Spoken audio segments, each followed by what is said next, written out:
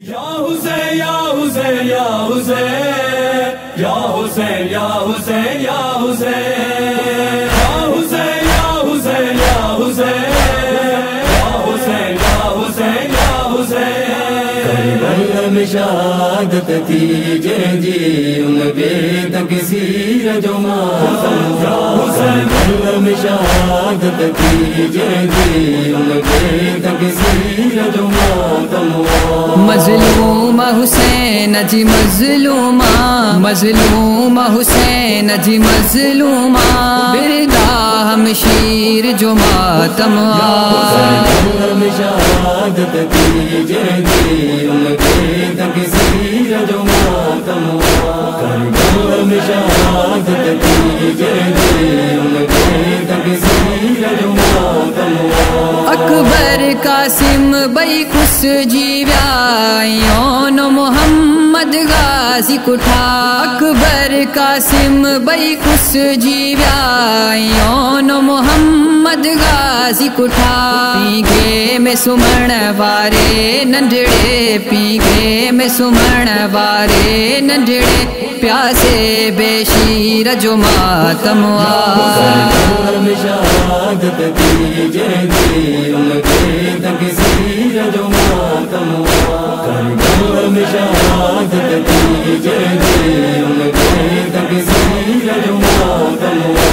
अब्बास खणी मशकी जो हलो खैमे मसकीना ॾिसंदी रही अब्बास खणी मशकी जो हलो खैमे मसकीना ॾिसंदी रही अरमान सकीना जो बि टुटी अरमान सकीना जो बि टुटी गाजी दिलगीर जो मातम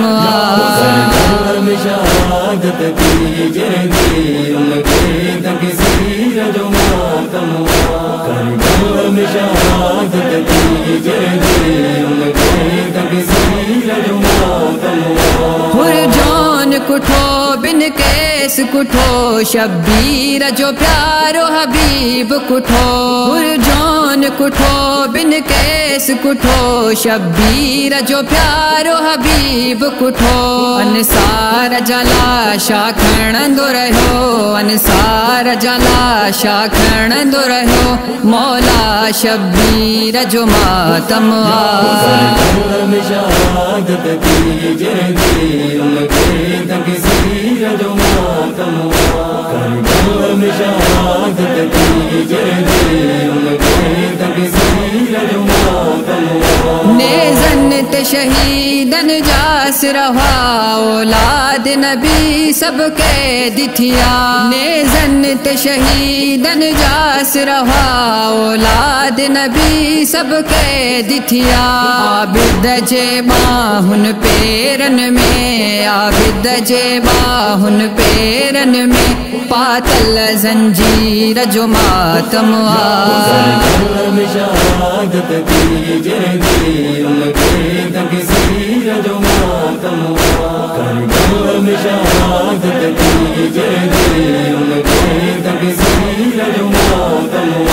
फैजान सनागर खुतबा जे दरबार में ज़ैनब रींदी रही फैजान सनागर खुतबा जे दरबार में ज़ैनब रींदी रही हैदर जी हलाई लहजे में हैदर जी हलाई लहजे में लफ्जी शमशीर जो मातम में शहादत थी जंहिंजी उन